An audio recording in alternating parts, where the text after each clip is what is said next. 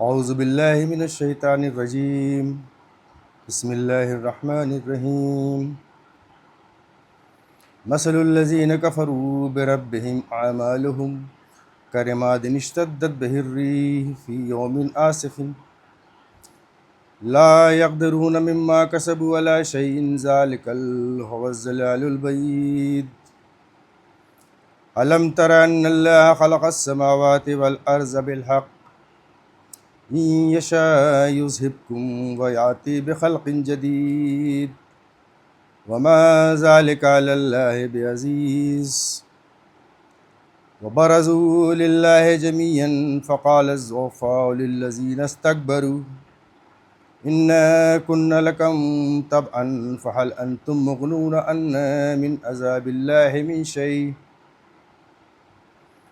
قالوا لو هدانا الله لهديناكم سواء علينا أجزعنا أم صبرنا ما لنا من محيص وقال الشيطان لما قضي الأمر إن الله وعدكم وعد الحق ووعدتكم فأخلفتكم وما كان لي عليكم من سلطان إلا أن دعوتكم فاستجبتم لي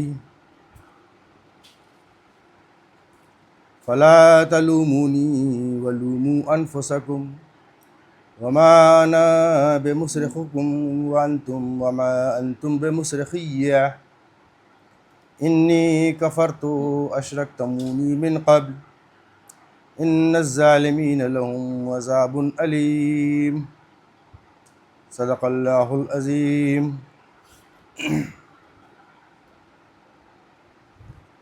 جن لوگوں نے اپنے رب کے ساتھ کفر کیا ان کے اعمال کی مثال اس راکھ کی سی ہے جسے ایک طوفانی دن کی آندھی نے اڑا دیا ہو۔ وہ اپنے کیے کا کچھ بھی پھل نہ پا سکیں گے۔ یہی پرلے درجے کی گمشدگی ہے۔ کیا تم دیکھتے نہیں ہو کہ اللہ نے آسمان و زمین کی تخلیق کو حق پر قائم کیا ہے؟ وہ چاہے تو تم لوگوں کو لے جائے اور ایک نئی خلقت تمہاری جگہ لے آئے۔ ایسا کرنا اس پر کچھ بھی دشوار نہیں ہے۔ اور یہ لوگ جب اکٹھے اللہ کے سامنے بے نقاب ہوں گے تو اس وقت ان میں سے جو دنیا میں کمزور تھے ان لوگوں سے جو بڑے بنے ہوئے تھے کہیں گے دنیا میں ہم تمہارے تابع تھے، اب کیا تم اللہ کے عذاب سے ہم کو بچانے کے لیے کچھ بھی کر سکتے ہو؟ وہ جواب دیں گے اگر اللہ نے ہمیں نجات کی کوئی راہ دکھائی ہوتی تو ہم ضرور تمہیں دکھا دیتے۔ اب تو یکساں ہے، خواہ ہم جزا فضا کریں یا صبر، بہرحال ہمارے بچنے کی کوئی صورت نہیں۔ اور جب فیصلہ چکا دیا جائے گا تو شیطان کہے گا حقیقت یہ ہے کہ اللہ نے جو وعدے تم سے کیے تھے وہ سب سچے تھے، اور میں نے جتنے وعدے کیے ان میں سے کوئی بھی پورا نہ کیا۔ میرا تم پر کوئی زور تو تھا نہیں، میں نے اس کے سوا کچھ نہیں کیا کہ اپنے راستے کی طرف تم کو دعوت دی اور تم نے میری دعوت پر لبیک کہا۔ اب مجھے ملامت نہ کرو، اپنے آپ ہی کو ملامت کرو۔ یہاں میں نہ تمہاری فریاد رسی کر سکتا ہوں اور نہ تم میری۔ اس سے پہلے جو تم نے مجھے خدائی میں شریک بنا رکھا تھا میں اس سے بری ذمہ ہوں۔ ایسے ظالموں کے لیے تو دردناک سزا یقینی ہے۔ الحمدللہ رب العالمین والصلاة والسلام علی رسولہ الکریم وعلی آلہ واصحابہ اجمعین الی یوم الدین۔ رب اشرح لی صدری ویسر لی امری واحلل عقدۃ من لسانی یفقہوا قولی۔ محترم دوستوں اور بھائیوں، ابھی میں نے آپ کے سامنے سورہ ابراہیم کی آیت 18 سے 24 تک کی تلاوت کی اور اس کے بعد اس کی ترجمانی پیش کی۔ سورہ ابراہیم مکی سورہ ہے اور 52 آیات پر مشتمل ہے۔ جہاں تک اس کے مضامین کے تعلق ہے تو اس میں سب سے زیادہ نمایاں جو مضمون ہے وہ انذار کا پہلو ہے، تنذیر سب سے زیادہ نمایاں ہے۔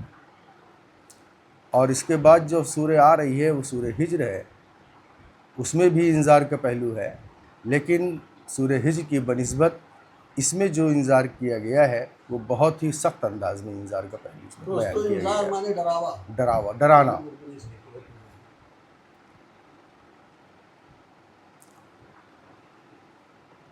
آیت شروع ہو رہی ہے، مثال ایسے لوگوں کی یا ایسے لوگوں کے اعمال کی مثال جن لوگوں نے اپنے رب کے ساتھ میں کفر کیا۔ یہاں پر الذین کفروا سے مراد مشرکین ہے، مخاطب مشرکین ہے، خطاب مشرکین سے کیا گیا ہے۔ یعنی ان لوگوں نے انکار کیا۔ کفر کا مطلب معنی ہوتا ہے انکار کرنا۔ انہوں نے انکار کیا، اور انکار کس کا کیا؟ اپنے رب کا۔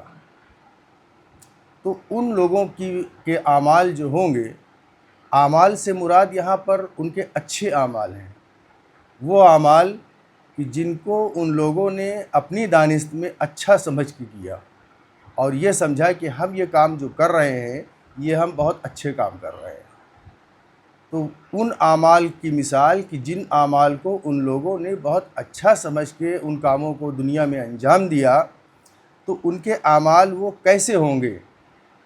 دیکھیے یہاں پر یہ جو آیت بیان کی گئی ہے اور جس کی میں نے تلاوت کی ہے اور تلاوت کے بعد اس کا ترجمہ پیش کیا، یہاں پر یہ بات آپ سمجھ لیں کہ اللہ تعالیٰ عالم الغیب ہے، وہ ہر چیز جانتا ہے، جو ہو چکا ہے، وہ جو ہونے والا ہے اور جو ہو رہا ہے، جو آگے پیش آئے گا، وہ ساری معلومات اللہ تعالیٰ کو ہے۔ یہاں پر ان آیات میں جو منظر پیش کیا جا رہا ہے یہ قیامت کا ایک منظر ہے، سین جس کو ہم کہتے ہیں کہ قیامت میں ایک سین پیش آنے والا ہے، ایسا سین قیامت میں پیش آئے گا، ایسا ایک منظر قیامت میں پیش آئے گا۔ اس منظر کو اللہ تعالیٰ یہ قرآن شریف میں بیان کر رہا ہے۔ تو اللہ تعالیٰ چونکہ ہر چیز جاننے والا ہے، تو اللہ تعالیٰ یہ بھی جانتا ہے کہ کون شخص جو اعمال کر رہا ہے یا جو کام وہ کر رہا ہے وہ کس نیت سے کر رہا ہے، کیسے کر رہا ہے، کس کے لیے کر رہا ہے، کیوں کر رہا ہے، وہ ساری باتیں اللہ تعالیٰ کی نگاہ میں ہیں۔ یہاں پر ایسے ہی لوگوں کے اعمال کی مثال بیان کی جا رہی ہے۔ بتایا یہ جا رہا ہے کہ ایسے لوگ جنہوں نے انکار کیا، اور انکار بھی کس کا کیا؟ کسی عام چیز کا انکار نہیں کیا ہے کہ کوئی چیز ہو چلو ہمیں نہیں کھانا ہے ہم نہیں کھائیں گے، ہمیں وہاں نہیں جانا ہے ہم نہیں جائیں گے۔ انہوں نے انکار کیا ہے کس کا؟ بربہم، اپنے رب کا انکار کیا۔ رب کسے کہتے ہیں؟ اگر ہم پوچھیں یا ہم سوچیں کہ رب کسے کہا جاتا ہے، رب کون ہوتا ہے اور رب کے کیا معنی ہوتے ہیں؟ کیا معنی ہوتے ہیں بھائی رب کے؟ بھائی ہم یہی سمجھتے ہیں کہ رب کے معنی پروردگار، پالنے والا، اور پروردگار کے معنی پوچھیں گے تو لوگ کہیں گے رب۔ لیکن رب کے اندر جو معنی پوشیدہ ہیں، کوئی کہے گا مالک معنی ہوتے ہیں، مالک بھی ہوتے ہیں، لیکن رب کے جو اصل معنی ہوتے ہیں وہ یوں سمجھ لیجئے آپ کہ ایسا مالک یا ایسا معبود یا ایسا پالنے والا کہ جو اپنی مخلوق کی ایک ایک چیز کا پورا خیال رکھے۔ جتنی بھی مخلوق دنیا میں ہیں، جتنی بھی اس نے یہاں پر مخلوق پیدا کی ہیں، ہر چیز کی ضرورت کا، ہر چیز اس کو کیا چیز کی ضرورت ہے وہ اس کو بہم پہنچانا، اس کی ضرورتوں کو پورا کرنا، کس کو کیسے کیا چاہیے اس چیزوں کو پورا کرنا۔ پھر ان چیزوں کے ساتھ میں عربی کی ڈکشنری بھی ہم جب دیکھیں گے تو اس سے منعم کا ایک لفظ آتا ہے کہ اللہ تعالیٰ منعم بھی ہے۔ اپنی مخلوق پر اس نے بہت بڑے احسانات سب کر رکھے ہیں۔ تو رب کے بہت تفصیلی معنی ہوتے ہیں۔ چھوٹی سی مثال سے اگر آپ یوں سمجھیں کہ ہم کو جیسے کسی چیز کی ضرورت ہوتی ہے، مان لیجئے ہم کو گوشت لینے جانا ہے، اگر آدھا کلو گوشت لینے جانا ہے تو ہم اپنی جیب ٹٹولتے ہیں کہ جیب میں اتنے پیسے ہیں کہ نہیں ہیں کہ ہم گوشت آدھا کلو لا پائیں گے کہ نہیں لا پائیں گے۔ لیکن وہیں پر اللہ تعالیٰ کی دوسری مخلوق کو ہم دیکھیں جو کہ جنگلوں میں ہے، وہاں پر شیر وہ دونوں وقت تازہ گوشت کھاتا ہے، اس کو کہیں سے لانے کی ضرورت نہیں پڑتی۔ اللہ تعالیٰ نے ایسا انتظام کر رکھا ہے کہ اس کو اس کی خوراک دونوں وقت تازہ ملتی رہتی ہے۔ یا اگر کوئی چھوٹا سا پیڑ مان لیجیے ہے، اگر گلاب کا کوئی چھوٹا سا پیڑ ہے اور ہم یہ کوشش کریں کہ ہم اس میں بہت زیادہ کھاد دے دیں اور خوب پانی اس میں دے دیں اور یہ بڑھ کے برگد کے برابر ہو جائے، تو کیا ایسا ہو پائے گا؟ نہیں ہو سکتا۔ یا اگر کوئی برگد کا پیڑ ہے، چھوٹا پودا ہے، اور اس کو ہم کھاد نہ دیں، پانی نہ دیں اور کچھ نہ دیں، اور ہم یہ سوچیں کہ یہ چھوٹا ہی رہ جائے، بڑا نہ ہونے پائے، تو وہ سوکھ تو جائے گا، ختم تو ہو جائے گا، لیکن اگر وہ بڑھے گا تو وہ برگد ہی کے سائز میں جائے گا۔ تو یہ سب چیزیں اللہ تعالیٰ کی جتنی بھی مخلوق ہیں، اللہ تعالیٰ نے ان کے اندر ایک طرح سے پوری رکھ دی ہیں کہ کون مخلوق کس انداز سے رہے گی۔ مثال کے طور پہ دیہاتوں میں ہم لوگ دیکھتے یہ تھے، چھوٹے چھوٹے سے تھے، کہ مرغیاں کڑک ہو جاتی تھیں۔ سنا ہے نا مرغی کڑک ہونا؟ مرغی کڑک ہو جاتی ہے تو وہ انڈے سیتی ہے، پھر اس کے نیچے انڈے رکھے جاتے ہیں۔ تو عورتیں دیہات میں کرتی یہ تھی کہ جیسے کوئی مرغی کڑک ہوئی تو اس کے نیچے انہوں نے 5 انڈے مرغی کے رکھ دیے اور ساتھ میں 5 انڈے بطخ کے رکھ دیے، اور مرغی کو یہ پتہ نہیں ہوتا تھا، وہ انڈے پھسیتے رہتی تھی۔ اس کے بعد اس میں سے جب بچے 10 نکلے، 5 مرغی کے نکلے اور 5 بطخ کے نکلے، وہ بچے باہر کی طرف بھاگے۔ اب وہاں باہر کوئی چھوٹا سا پوکھرا، کوئی چھوٹی سی تالاب ٹائپ کا ہے، تو جب بھاگیں گے تو بطخ کے بچے جو ہے یہ فوراً جا کے اس پانی میں کود جاتے ہیں اور مرغی کے بچے ٹھٹر کے وہیں رک جاتے ہیں۔ تو یہ چیز ان کے اندر کہاں سے آئی کہ بطخ کے بچے یہ سمجھ رہے ہیں کہ ہم پانی میں کودیں گے اور ہم تیر لیں گے، اور مرغی کے بچے یہ سمجھ رہے ہیں کہ اگر ہم پانی میں کودیں گے تو ہم ڈوب جائیں گے۔ تو یہ اللہ تعالیٰ نے یہ ساری چیزیں اپنی مخلوق کے اندر ڈال رکھی ہیں، اس کو ودیت کر رکھی ہے۔ اللہ تعالیٰ کی جتنی بھی صفات ہیں انہی میں سے ایک صفت ہے اس کی رب، جو اس کے صفاتی نام ہیں انہی میں سے ایک صفت اللہ تعالیٰ کی ہے رب۔ اور ساری صفتوں میں اللہ تعالیٰ اپنے لیے جس صفت کو سب سے زیادہ پسند کرتا ہے وہ اس کی صفت ہوتی ہے رب۔ قرآن شریف کی شروعات ہوتی ہے سورہ فاتحہ سے۔ ہم لوگ اس کو سورہ فاتحہ کہتے ہیں اس لیے کہ فتح کے معنی ہوتا ہے کھولنا، اور فاتحہ کے مطلب ہوتا ہے کھولنے والی۔ قرآن شریف کی ابتدا سورہ فاتحہ سے ہوتی ہے، اور سورہ فاتحہ کی جو سب سے پہلی آیت ہے الحمد للہ رب العالمین، وہاں پر اللہ تعالیٰ نے اپنے لیے جو سب سے پہلی صفت استعمال کی ہے وہ آئی ہے رب۔ الحمد للہ ہے، تمام تعریف اور شکر و سپاس اللہ کے لیے ہے۔ اور وہ اللہ کون ہے؟ للہ رب العالمین، سارے جہانوں کا رب ہے، سارے جہانوں کو کا دیکھنے والا، پالنے والا، پوسنے والا، مالک، کچھ بھی آپ کہہ سکتے ہیں، وہ سب اللہ تعالیٰ ہے۔ تو اللہ تعالیٰ اپنے لیے جس صفت کو سب سے زیادہ پسند کرتا ہے وہ ہے رب، اور رب کے بعد اگر کسی صفت کو اللہ تعالیٰ سب سے زیادہ پسند کرتا ہے وہ ہے الرحمن۔ یہ ساری باتیں ہم کو سورہ رحمان سے معلوم ہوتی ہیں۔ پھر آتے ہیں الرحیم، پھر ہے مالک۔ یہ ساری صفات اللہ تعالیٰ کی وہاں بیان ہوئی ہیں۔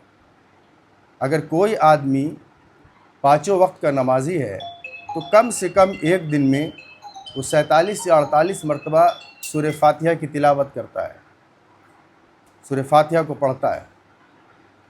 اس میں اللہ تعالیٰ نے اپنے لیے جو سب سے زیادہ صفت کو اپنے لیے اس نے اللہ تعالیٰ نے منتخب کیا ہے وہ ہے رب کے حساب سے۔ تو یہاں پر جو یہ لوگ کفر کر رہے ہیں، جو انکار کر رہے ہیں، وہ کس کا کر رہے ہیں؟ اپنے رب کا انکار کر رہے ہیں، اپنے رب کے ساتھ میں نافرمانی کر رہے ہیں۔ اس کے ساتھ میں سرکشی کر رہے ہیں، اس کی بات کو نہیں مان رہے ہیں، اور اللہ کی عبادت کا، اس کی اطاعت اور بندگی کا جو طریقہ انبیاء علیہ السلام نے ہم کو بتایا ہے، یہ سب کو بتایا ہے، اس طریقے پر چلنے سے وہ انکار کر رہے ہیں، اس کو وہ نہیں مان رہے ہیں۔ تو بتایا ہی جا رہا ہے کہ ایسے لوگوں کی مثال کہ جن لوگوں نے اپنے رب کے ساتھ میں کفر کیا۔ اب یہاں پر کفر سے مراد صرف انکار کرنا نہیں ہے، کفر اپنی معنی کے اعتبار سے انکار کے معنی میں ہے، لیکن کفر کے ساتھ الذین کفروا سے مراد یہاں پر ابھی ہم نے بتایا کہ مشرکین ہیں، یعنی جو لوگ اللہ تعالیٰ کے ساتھ میں شرک کر رہے ہیں۔ شرک اپنی معنی کے اعتبار سے کفر کے ہی معنی میں آتا ہے۔ اگر کوئی شخص اللہ تعالیٰ کو نہیں مان رہا ہے اور اللہ تعالیٰ کی بات کو ٹھکرا کے، اللہ تعالیٰ کی بات کو نظر انداز کر کے کسی اور کی بات مان رہا ہے، تو اس کا مطلب یہ ہے کہ وہ اللہ تعالیٰ کا انکار کر رہا ہے۔ تو جب وہ اللہ تعالیٰ کا انکار کر رہا ہے تو وہ شرک جو وہ کر رہا ہے وہ بھی کفر کے ہی معنی میں آ رہا ہے۔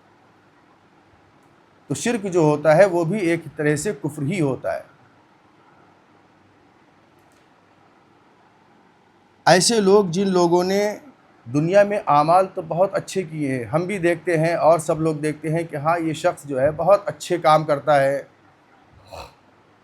غریبوں کا بہت خیال کرتا ہے، یتیم خانے کھلوایا ہے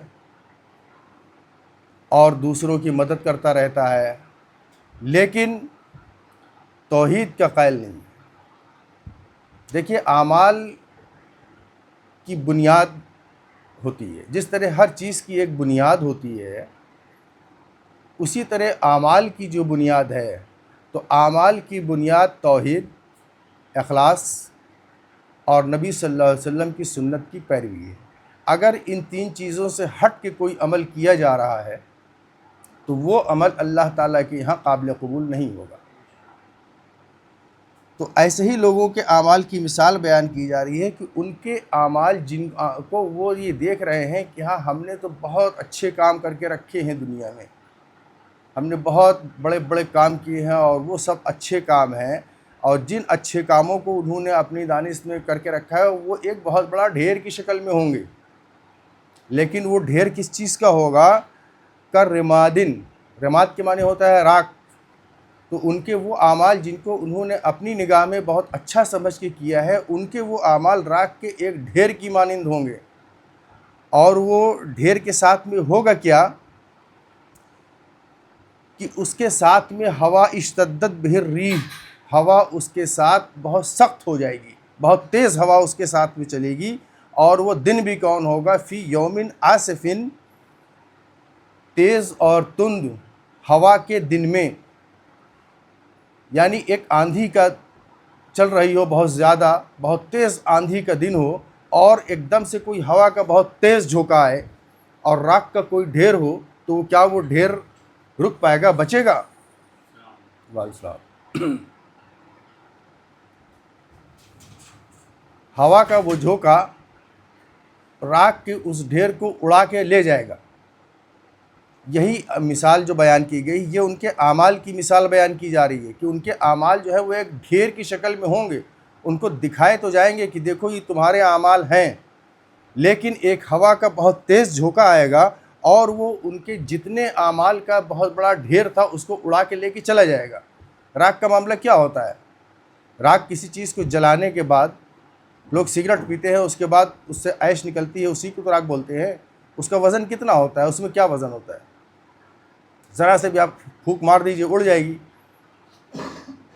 تو ان کے اعمال جن کو انہوں نے کر کے رکھا ہے دنیا میں، بہت اچھے اعمال اپنے دانش میں کر کے رکھا ہے، وہ راکھ کے ایک ڈھیر کی مانند ہوں گے قیامت کے دن، اور ایک ہوا کا تیز جھونکا آئے گا اور وہ ساری کی ساری راکھ اڑ جائے گی۔ آگے بتایا جا رہا ہے کہ لا یقدرون مما کسبوا علی شیء، وہ قدرت نہیں رکھیں گے، وہ استطاعت نہیں رکھیں گے اس چیز پر جس کی انہوں نے کمائی کی ہے، یعنی جو وہ انہوں نے اتنے سب اعمال اپنے ڈھیر کر کے رکھے ہیں، یہ ان کے کسی کام وہاں نہیں آئیں گے۔ لا یقدرون مما کسبوا ولا شیء، اس میں سے کسی بھی چیز پر ان کی کوئی طاقت نہیں رہ جائے گی۔ راکھ کا معاملہ کیا ہے؟ اگر کوئی راکھ کا بہت بڑا ڈھیر ہے اور اس کے بعد تیز آندھی آئی ہے، وہ اڑ گیا، اب آپ اس کو اکٹھا کرنے کی کوشش کریں تو کیا کر پائیں گے؟ آپ اس کو اگر اکٹھا کریں کہ یہ تو اڑ گئی ہوا میں، اب اس کے بعد آپ اس کے پیچھے دوڑیں اور دوڑ کے آپ اس کو اکٹھا کرنے کی کوشش کریں اپنی مٹھیوں میں، تو کیا کر پائیں گے اکٹھا؟ اور اگر کسی طرح آپ نے تھوڑا بہت کچھ اکٹھا بھی کر لیا، اب آپ اس کو بہت زور سے پکڑیں گے کہ یہ اب نہ اڑنے پائے، تو ریت کا معاملہ کیا ہوتا ہے؟ جتنی زیادہ آپ زور لگائیں گے وہ اتنی مٹھی سے پھسلتی جائے گی، آپ جتنا زور سے پکڑیں گے وہ اتنا ہی مٹھی سے پھسلتی جائے گی۔ تو وہ لا یقدرون مما کسبوا ولا شیء، وہ ان کا یہ جو راکھ کا ڈھیر ہے جس کو انہوں نے اپنے بہت اچھے اعمال سمجھ کے اکٹھا کیا تھا، اس میں سے کچھ بھی ان کے کام نہیں آئے گا۔ آگے بتایا جا رہا ہے کہ ذالک هو الضلال البعید، یہ بہت دور کی گمراہی ہے۔ اب اس میں ایک تو مفہوم یہ نکل سکتا ہے کہ ان کا یہ جو گم ہونا ہے، یہ جو ان کی یہ گمراہی ہے، یہ اتنی دور اب چلی گئی ہے کہ اب وہاں سے اگر وہ کچھ واپس لانا چاہیں تو واپس نہیں لا سکتے۔ دوسرا مطلب یہ ہے کہ اگر اب وہ یہ خواہش کریں اپنے دل میں کہ ہم لوٹ کے دنیا میں دوبارہ چلے جائیں اور ہم کو موقع دے دیا جائے اور ہم نیک اعمال کر کے لائیں، تو اب وہ بھی ان کو میسر نہیں آنے والا۔ ذالک هو الضلال البعید، یہ بہت ہی دور کا گم ہونا ہے، بہت دور کی گمراہی ہے۔ اب اس میں اگر وہ واپس لانا چاہیں، دوبارہ آ کے یہ کرنا چاہیں تو نہیں کر سکتے۔ واضح ہوئی آیت؟ سمجھ میں آئی آیت یا ابھی اور اس کو کھول کے بیان کیے؟ کافی ہے جی۔ الم تر ان اللہ خلق السماوات والارض بالحق، آگے بتایا جا رہا ہے کہ کیا تم دیکھتے نہیں یا کیا تم جانتے نہیں کہ اللہ تعالیٰ نے زمین اور آسمان کو حق کے ساتھ میں پیدا کیا ہے۔ یعنی زمین اور آسمان کی تخلیق جو اللہ تعالیٰ نے کی ہے، زمین اور آسمان کو جو بنایا ہے بالحق، حق کا مطلب ایک مقصد کے ساتھ بنایا ہے۔ ایسا نہیں ہے کہ یہ مطلب یوں ہی کسی طرح کسی کھلنڈرے کے کھیل کی طرح بنا کے رکھ دیا گیا ہے، بلکہ اللہ تعالیٰ نے ایک مقصد کے ساتھ میں زمین اور آسمان کی تخلیق کی ہے۔ اور زمین اور آسمان کا نام لینے سے مراد یہ ہے کہ زمین اور آسمان کے درمیان میں جتنی چیزیں ہیں سب آ گئی۔ ہر چیز کی تخلیق اللہ تعالیٰ نے ایک مقصد کے ساتھ میں کی ہے، اور جن چیزوں کی اللہ تعالیٰ نے تخلیق کی ہے وہ ساری چیزیں اپنا مقصد پورا کر رہی ہیں۔ زمین کی تخلیق جس مقصد سے کی گئی ہے، زمین اس مقصد کو پورا کر رہی ہے۔ آسمان کی تخلیق جس مقصد سے کی گئی ہے وہ مقصد پورا کر رہے ہیں۔ سورج ہے، چاند ہے، سیارے ہیں، جن چیزوں کو اللہ تعالیٰ نے تخلیق کیا اور جن مقصد کے تحت کی ہے، وہ ساری چیزیں اپنے مقصد کو پورا کر رہی ہیں۔ آگے بیان کیا جا رہا ہے ان یشاء یذہبکم، اگر وہ چاہے تو تم کو ہٹا دے، ویاتی بخلق جدید، اور لے آئے تمہاری جگہ ایک نئی مخلوق۔ یعنی آیت کے پہلے ٹکڑے میں بتایا جا رہا ہے کہ اللہ تعالیٰ نے زمین اور آسمان کو ایک مقصد کے ساتھ پیدا کیا، اور دوسرے ٹکڑے میں یہ بتایا جا رہا ہے کہ اگر وہ چاہے تو تم کو ہٹا دے اور تمہاری جگہ پر دوسری مخلوق لے آئے۔ بظاہر ان دونوں ٹکڑوں میں کوئی ربط نہیں نظر آتا، کوئی تعلق نہیں نظر آتا، لیکن اللہ تعالیٰ بتانا یہ چاہ رہا ہے کہ کوئی بھی چیز اگر اپنا مقصد پورا نہیں کرتی ہے تو اس کو ہٹا دیا جاتا ہے۔ اگر باغ میں کوئی پیڑ ایسا ہے کہ سارے پیڑ پھل دے رہے ہیں، پھلدار ہیں، اور ایک پیڑ اگر پھل نہیں دے رہا ہے تو کسان کیا کرتا ہے؟ اس کو رکھتا ہے باغ میں۔ اگر کوئی ڈنڈا پیڑ کھڑا ہے تو اس کو ظاہر سی بات ہے وہ اس کو کاٹ دیتا ہے، ہٹا دیتا ہے، اور وہاں پہ دوسرا پیڑ لا کے رکھتا ہے، یا زیادہ سے زیادہ یہ کرتا ہے کہ تھوڑی مہلت اس پیڑ کو دیتا ہے۔ مہلت دینے کا مطلب یہ ہے کہ وہ اس میں تھوڑا کھاد ڈالتا ہے، پانی ڈالتا ہے، دیکھتا ہے کہ شاید چل جائے تو چل جائے، اگر نہیں چلتا ہے تو آخر میں اس کو وہاں سے ہٹا دیتا ہے، کاٹ دیتا ہے، اور اس کی جگہ پہ دوسرا پیڑ لا کے رکھتا ہے۔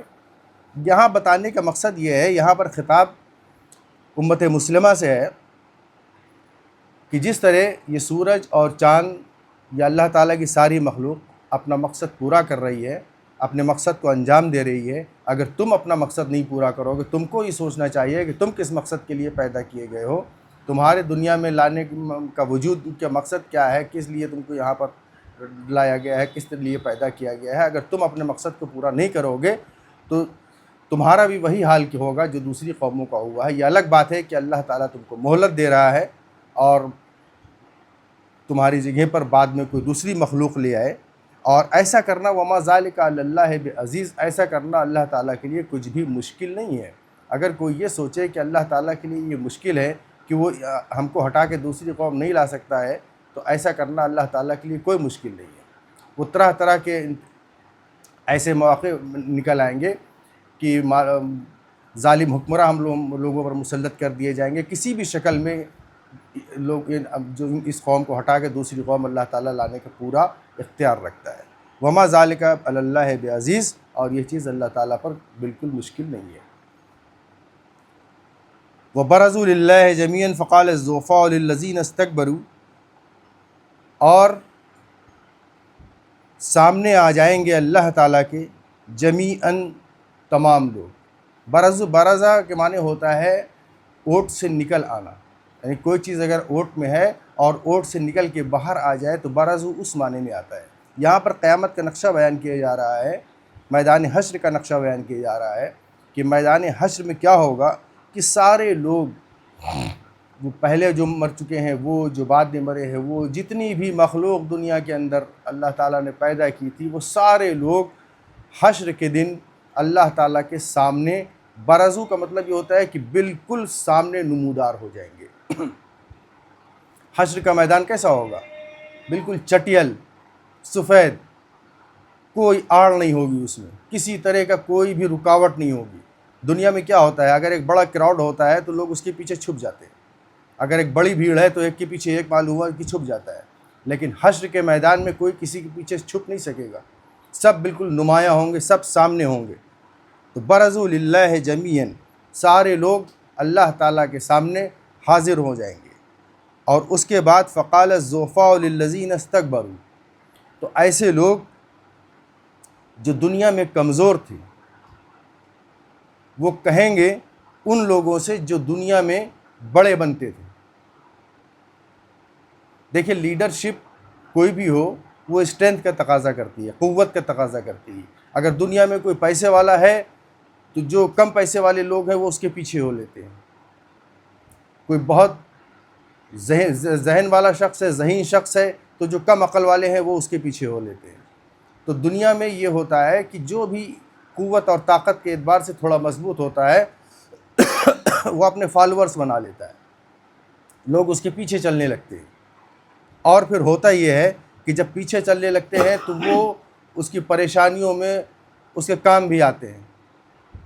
کوئی محلے کا اگر اثر و رسوخ والا شخص ہوتا ہے اور کوئی تھانہ پولیس کا معاملہ ہو جاتا ہے تو غریب اور جو کمزور شخص ہوتا ہے وہ اسی کے پاس چلتا ہے کہ بھیا چلیے ذرا، تو وہ جاتا ہے اور اس کے پریشانیوں کو، ان کی مشکلات کو حل کرتا ہے۔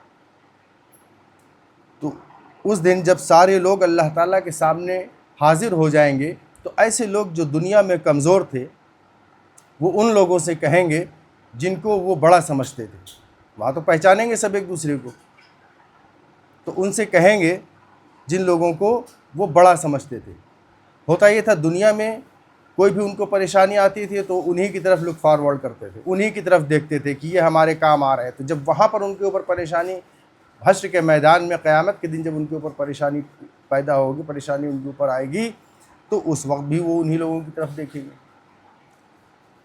تو دنیا میں کمزور لوگ ان لوگوں سے کہیں گے جو دنیا میں بڑے بنتے تھے کہ انا کنا لکم تبعا، ہم تو تمہارے پیروکار تھے، ہم تو تمہارے پیچھے چلنے والے تھے، جو تم کہتے تھے دنیا میں وہ ہم کرتے تھے، ہم کو کوئی پریشانی دنیا میں ہوتی تھی آپ ہی تو میرے کام آتے تھے۔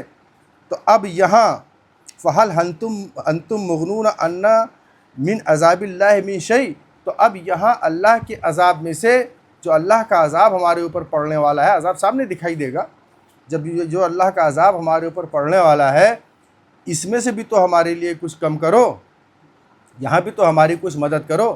دنیا میں تم جیسا کہتے تھے ویسا ہم کرتے تھے اور اس کے بدلے میں تم ہمارے کام آتے تھے، اب یہاں جس طرح وہاں تم کام آتے تھے اسی طرح اب یہاں میرے کام آؤ، یہاں ہماری کچھ مدد کرو۔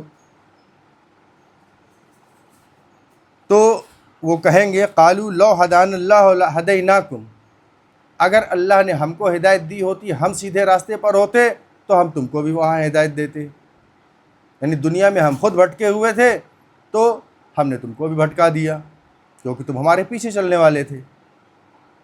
ہم جب وہاں پر بھٹک گئے تھے تو ہم نے تم کو بھٹکایا. اب یہاں پر کیا ہے معاملہ ہے؟ سواء علینا اجزینا ام صبرنا. یہاں تو معاملہ یہ ہے کہ ہمارے لیے برابر ہے، ہم چاہے صبر کریں اور چاہے جزا فضا کریں. یہاں ہم کچھ نہیں کر سکتے. ہم کو بھی صبر کرنا پڑے گا، جزا فضا کرنا پڑے گا، اور تم کو بھی صبر کرنا پڑے گا، جزا فضا کرنا پڑے گا. ہمارے لیے یہاں برابر ہے، ہم دونوں کو یہاں پر صبر ہی کرنا پڑے گا. ما لنا من محیص. اور یہاں ہمارے لیے کوئی چھٹکارا نہیں ہے، کوئی ایسی جگہ نہیں ہے کہ جہاں ہم بھاگ سکیں. یہاں بھاگنے کی کوئی جگہ نہیں ہے، کوئی چھٹکارا نہیں ہے. تو یہ وہ لوگ جو دنیا میں اپنے بڑوں کے پیچھے چلتے تھے، اچھا اور برا نہیں سمجھتے تھے کہ اچھا اور کیا ہے برا کیا ہے، صرف ان کی اندھی تقلید کیا کرتے تھے، وہ لوگ قیامت کے دن ان لوگوں کو جن کے پیچھے وہ چلتے تھے ان کو پکڑیں گے. ان سے کہیں گے بھیا دنیا میں تو جو آپ کہتے تھے وہ ہم کرتے تھے، آپ ہی کے پیچھے ہم چلتے تھے، آپ جیسا کہتے تھے ویسا ہم کرتے تھے، وہاں آپ ہی وجہ سے آج ہم اس حال کو پہنچے ہیں. تو آج یہاں بھی ہمارا ساتھ دو. تو یہ کہیں گے ہم تو یہاں پر خود پریشان حال ہیں، ہم کیا کریں گے، تمہارا ساتھ کیا دیں گے.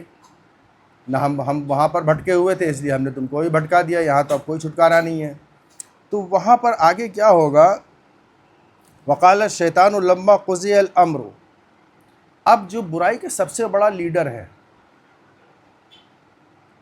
شیطان، وہ یہ سب پورا معاملہ دیکھ رہا ہوگا کہ یہ چھوٹے لوگ جو دنیا میں تھے یہ بڑوں کے پیچھے پڑے ہوئے ہیں، یہاں آپس میں جھگڑا ہو رہا ہے. تو وہ یہ سوچے گا کہ ابھی یہ دونوں، اب ان دونوں کو تو بھٹکانے والے ہم تھے، چاہے وہ دنیا میں چھوٹے لوگ ہوں اور چاہے بڑے لوگ ہوں، دونوں کے پیچھے ہم تھے. شیطان یہ سوچے گا. تو وہ یہ سوچے گا کہ اب یہ دونوں جو ہیں یہ دونوں مل کے میرے اوپر پل پڑیں گے کہ ہاں تمہاری وجہ سے آج ہم اس حال کو پہنچے. تو شیطان کہے گا جب معاملہ چکا دیا جائے گا، یعنی جہنمی جہنم میں ڈال دیے جائیں گے، سب کا فیصلہ ہو چکا ہوگا، جن کو عذاب ملنا ہے ان کا عذاب کا فیصلہ کر دیا جائے گا. تو شیطان وہاں پر کھڑا ہوگا اور اس کے بعد شیطان کہے گا ان اللہ وعدکم وعد الحق. سن لو، دیکھو اللہ تعالیٰ نے تم سے جو وعدہ کیا تھا وہ سچا وعدہ تھا. اللہ کا وعدہ کیا تھا؟ قیامت کا وعدہ، قیامت کے دن کا وعدہ، آخرت کا وعدہ، بعث بعد الموت کا وعدہ. شیطان تو ان کو بہکاتا رہتا تھا نا، ارے کہاں قیامت احمد، کچھ نہیں آئے گی، یہ سب ایسے باتیں ہیں خالی، چلو جو دنیا میں مزہ مل رہا ہے لیتے رہو، کرتے رہو. تو وہاں پہ شیطان ہی کہے گا. اب شیطان یہاں پر سچ بولے گا. تب وہ کہے گا کہ سنو دیکھو اللہ نے تم سے جو وعدہ کیا تھا وہ سچا وعدہ تھا. وَوَعَدتُّكُمْ، اور میں نے بھی تم سے وعدہ کیا تھا. ایسا نہیں ہے کہ میں ہی نہیں کہہ رہا ہوں کہ میں نے وعدہ نہیں کیا تھا، میں نے تم کو سبز باغ نہیں دکھائے تھے، میں نے بھی تم سے وعدہ کیا تھا. فَأَخْلَفْتُكُمْ، لیکن اب میں تم لوگوں سے اپنے وعدے کی خلاف ورزی کرتا ہوں. وہاں پہ مکر جائے گا، بالکل صاف کہہ دے گا کہ کیا تھا میں نے وعدہ، لیکن اب میں اس وعدے کی خلاف ورزی کرتا ہوں. اس کے بعد آگے اس کی دلیل دے گا، بتائے گا وما کان لی علیکم من سلطان. لیکن ایک بات کان کھول کے سن لو کہ ہم نے تم سے دنیا میں جو وعدہ کیا تھا وہ صرف وعدے کی حد تک تھا. ایسا نہیں تھا کہ ہم نے تمہارے ساتھ میں کوئی زبردستی کی تھی، تمہارا ہاتھ پکڑ کے نہیں کہا تھا چلو ہمارے ساتھ تم یہ کام کرو، چلے کوئی زبردستی نہیں کی تھی. ما کان لی علیکم من سلطان، میرے لیے تمہارے اوپر کوئی زور نہیں تھا، کوئی طاقت نہیں تھی، میں زبردستی تمہارے ساتھ میں یہ نہیں کر سکتا تھا. الا ان دعوتکم، سوائے اس کے کہ میں نے تم کو دعوت دیا، پکارا کہ آؤ میری طرف آؤ. فاستجبتم لی، تو تم نے میری پکار پر لبیک کہا، ہم نے بلایا تم بھاگے چلے آئے. ارے تمہارے سامنے تو دونوں پکار تھی نا، قرآن کی پکار تھی، انبیاء علیہ السلام کی پکار تھی، اللہ کی پکار تھی، اور میری پکار تھی. تم نے میری پکار کے آگے، میرے بلاوے کے آگے، قرآن کے بلاوے کو، انبیاء علیہ السلام کے بلاوے کو، اللہ کے بلاوے کو ٹھکرا دیا اور اس کو ٹھکرا کے میرے بلاوے پہ میری طرف چلے آئے۔ تو ہم نے تو تم کو خالی بلایا تھا، زبردستی تھوڑی تمہارے ساتھ میں کی تھی۔ ماں کان علی علیکم من سلطان، سلطان کے معنی ہوتا ہے زور۔ میرے پاس کوئی زور نہیں تھا کہ میں تم کو زبردستی اس کی طرف کھینچ کے لے جاتا۔ ہم نے خالی تم سے کہا، تم کو سبز باغ دکھا رہے ہیں، بڑا اچھا ہے، بڑا اچھا لگ رہا ہے، وہاں چلو، یہ مزہ آئے گا، فلاں مزہ آئے گا، ایسا ہوگا ویسا ہوگا، اور تم کو ہم نے ورغلایا اور تم میرے ورغلانے پہ میرے پیچھے چلے آئے۔ تم نے اللہ کی پکار کو ٹھکرا دیا، قرآن کی پکار کو ٹھکرا دیا۔ تو اب آگے بولے گا کہ اب فلا تلومونی، تو اب ہم کو یہاں لعنت ملامت نہ کرو، جو ہم کو الٹا سیدھا بک رہے ہو یہاں کے اوپر، کہ تمہارے کہنے سے میں نے ایسا کر لیا، اور تم اگر نہ ہوتے تو ہم سیدھے راستے پہ چلے ہوتے، اچھے راستے پہ چلے ہوتے، آج جہنم میں نہ ڈالے جاتے، یہ عذاب کے مستحق نہ ہوتے۔ تو یہ سب باتیں ہم کو نہ بتاؤ۔ فلا تلومونی، تو تم ہم کو ملامت نہ کرو، ہم کو الٹا سیدھا نہ کہو، بلکہ کرو کیا، لومو انفسکم، خود اپنے آپ کو ملامت کرو، اپنے آپ کو الٹا سیدھا کہو کہ تم نے ایسا کیوں کیا۔ ہم نے تو خالی بلایا تھا، تم کو ایسے دکھا دیا کہ ہاں آؤ، یہ بڑا اچھا لگ رہا ہے، اور تم چلے آئے لپک کے۔ تم کو سوچنا چاہیے تھا کہ تم جو کر رہے ہو وہ اچھا کر رہے ہو کہ برا کر رہے ہو، تمہارے لیے اچھا ہے کہ نہیں اچھا ہے ایسا کرنا، اس کا بعد میں انجام کیا ہوگا۔ تم نے تو نہ آخرت کا غور کیا، نہ کسی چیز کے بارے میں کچھ سوچا۔ ہم نے تم کو بلایا اور تم بھاگے چلے آئے۔ اب یہاں تم ہم کو الٹا سیدھا بک رہے ہو، ہم کو ملامت کر رہے ہو، تو ہم کو نہ ملامت کرو، ہم کو الٹا سیدھا نہ کہو، جو کچھ کہنا ہے کرنا ہے اپنے خود کو ملامت کرو کہ تم نے ایسا کیوں کیا۔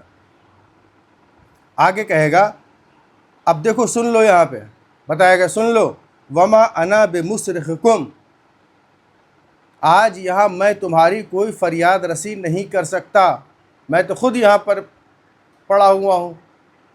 میں نے تم کو دنیا میں بہکایا ضرور تھا، لیکن میرے پاس نہ وہاں کوئی طاقت تھی نہ یہاں کوئی طاقت ہے۔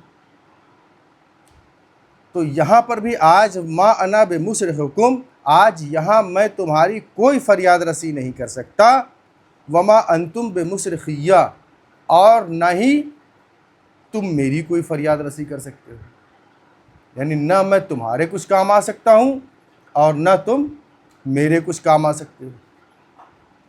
انی کفرت بما اشرکتمونی من قبل، اور اس سے پہلے دنیا میں جو تم نے اللہ کے برابر مجھ کو شریک ٹھہرایا تھا، میں اس سے انکار کرتا ہوں۔ تم لوگوں نے تو وہاں پر ہماری بات کو مانا، اللہ کی بات کو چھوڑا، تو اللہ کی بات کو چھوڑ کے میری بات کو ماننے کا مطلب یہ ہے کہ تم نے اللہ کے برابر مجھ کو سمجھ لیا، اللہ کا شریک مجھ کو ٹھہرا لیا۔ تو وہاں پر جو تم نے اللہ کی بات کو چھوڑ کے میری بات مانا تھا اور اللہ کا جو مجھ کو شریک ٹھہرایا تھا، تو میں تو اس لائق ہے ہی نہیں کہ میں اللہ کا شریک ٹھہر سکوں۔ تم نے جو اللہ کا شریک مجھ کو ٹھہرایا تھا، میں اس چیز سے انکار کرتا ہوں۔ آگے بتا دیا گیا کہ ان الظالمین لہم عذاب علیم، اور یقیناً ظلم کرنے والوں کے لیے، جنہوں نے اپنے اوپر ظلم کیا ہے، ان کے لیے دردناک عذاب ہے۔ اب ان دونوں آیتوں کو اگر ہم سوچیں، ان کے بارے میں سمجھیں، اور ساتھ میں جو اوپر والی ایک آیت ہے اس کو بھی اگر ہم شریک کر لیں، تین ہی آیتیں ہوئی ہیں یہاں پہ، تو پہلے تو انسان نے اپنی دانست میں، اپنی سمجھ کے اعتبار سے بہت اچھے اچھے کام کیے۔ وہ یہاں سے یہ سمجھ کے گیا ہے کہ میں نے دنیا میں تو بہت انبار لگا رکھا ہے نیکیوں کا، بڑی نیکیاں اور بڑے ثواب کے کام کر کے بہت ڈھیر لگا رکھا ہے۔ اب جب وہاں پہنچا اور اس نے وہاں پر دیکھا کہ یہ جو میرا نیکیوں کا اور ثواب کا اور پورا اچھائیوں کا ڈھیر تھا، یہ تو ہوا کے ایک جھونکے سے اڑ گیا۔ اس کے بعد انسان وہاں پر یہ کر رہا ہے کہ اس نے بھائی جو اس کے بڑے تھے ان کی طرف لک فارورڈ کر رہا ہے، ان کو دیکھ رہا ہے کہ بھائی دنیا میں تم میرے کام آتے تھے، اب یہاں میرے کام آؤ، انہوں نے بھی انکار کر دیا، وہی پیچھے ہٹ گئے۔ پھر جو سب سے بڑا لیڈر یہاں پر بیٹھا ہوا ہے شیطان، اس سے لوگوں نے وہاں پر، انسان نے وہاں پر آس لگائی، امید کی کہ بھائی تم میرے کام آؤ، اس نے بھی انکار کر دیا۔ تو اب وہاں پر انسان بالکل بے یار و مددگار ہو گیا، ایک دم ہیلپ لیس ہو گیا، کچھ بھی اس کے پاس نہیں بچا۔ تو آخر میں نتیجہ یہی نکل کے آتا ہے کہ آخر انسان کا یہ انجام کیوں ہوا.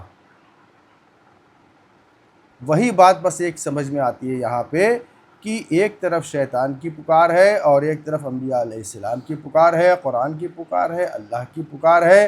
لیکن انسان شیطان کی پکار کی طرف تو بڑی جلدی چلا جاتا ہے، جہاں پر ناچ گانے کی محفلیں سجی ہوں، رقص و سرود کی محفلیں سجی ہوں، شیطان کی محفلیں سجی ہوں، ان محفلوں میں چلا جائے گا اور وہاں پر اس کو بڑا اچھا لگتا ہے اور اس کا دل بھی لگتا ہے. لیکن جو قرآن کی محفل ہوتی ہے، اچھی باتوں کے لیے جو محفل سجائی جاتی ہے، دین اسلام کی باتوں کے لیے جو محفل سجائی جاتی ہے، ان میں وہ آتے ہوئے گھبراتا ہے، اس کا دل نہیں لگتا ہے. ایسا ہوتا یہ ہے کہ یہاں پر کیا ہوتا ہے، یہاں ذمہ داریوں کا بوجھ ہے، یہاں ایک ذمہ داری انسان کو بتائی جاتی ہے، لیکن انسان جو ہے وہ ذمہ داریوں سے بھاگتا ہے، ان کی طرف آنا نہیں چاہتا، اور جن چیزوں میں اس کو سہولت نظر آتی ہے، جو اس کو اچھی نظر آتی ہیں، تو اس طرف بھاگتا ہے. ہم لوگوں کو چاہیے کہ ان آیت کی روشنی میں ہم بھی اپنے اعمال پر غور کریں اور یہ سوچیں کہ ہم جو کام کر رہے ہیں کہ وہ ہم اللہ کی رضا کے لیے، اللہ کی خوشنودی کے لیے کر رہے ہیں، یا دنیا میں نام و نمود کے لیے، یا دنیا والوں کو دکھاوے کے لیے کر رہے ہیں. کیونکہ یہاں پر انسان نے جو اوپر والی آیت میں بیان کیا گیا ہے کہ اللہ تعالیٰ وہ ان اعمال کو جن کو وہ اپنی دانش میں بڑا اچھا سمجھ رہا تھا، تو وہ اس نے اللہ کے لیے نہیں کیے. وہ آخرت، اس کے آگے گول آخرت نہیں تھا. اگر آخرت گول ہوتا، اگر ان اعمال کو، ان کاموں کو اس نے اللہ کے لیے کیا ہوتا، تو وہ سارے کام اس کو وہاں پر مفید ہوتے، اس کے لیے اس کو فائدہ پہنچاتے. بھائی یہاں پر کیا ہوتا ہے، مان لیجئے دو مشہور کمپنیاں ہیں. ٹائم پورا ہو گیا، ٹائم ہو گیا. وآخر الدعوانا الحمدللہ رب العالمین. اتنا شارٹ بھی نہیں ہوتا ہے. ہے؟ جزاک اللہ.